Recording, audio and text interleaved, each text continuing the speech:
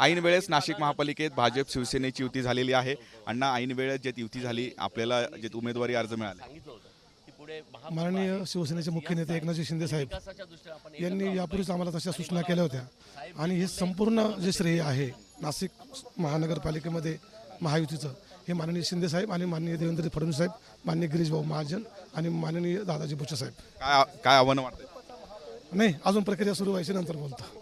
आपल्यासोबत शिवसेनेचे जे उपनेते आहेत, अगदी कालपर्यंत भाजप खरं तर स्वतंत्र निवडणूक हे नाशिक महापालिकेत लढले होते। महापौर आणि जे आहेत उपमहापौर हे भाजपचेच होईल असं वाटत होतं, पण ऐन वेळेस काय चमत्कार झाला? नाही, हा चमत्कार नाही, हा आणि चमत्कार कोणी करू शकतं महाराष्ट्रात तर ते माननीय एकनाथ शिंदेसाहेब करू शकतात। मला वाटतं माननीय एकनाथ शिंदेसाहेबांच्या आशीर्वादानं आणि त्यांच्या आदेशानंच आज या ठिकाणी आम्ही सर्वजण सत्तेत बसतो आहोत। माननीय शिंदेसाहेबांनी सांगितलं की पुढे सिंहस्थ आहे आणि नाशिकच्या विकासासाठी आपण एकत्र असलं पाहिजे।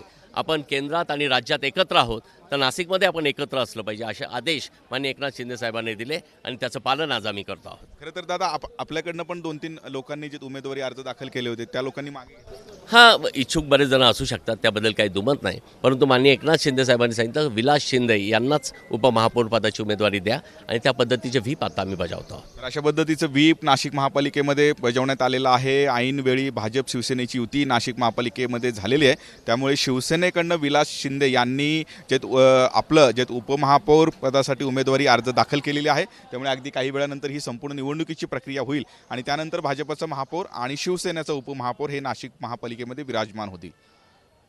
व्हिडिओ जर्नलिस्ट दीपक समी, किरण गोटूर, जय महाराष्ट्र न्यूज, नाशिक।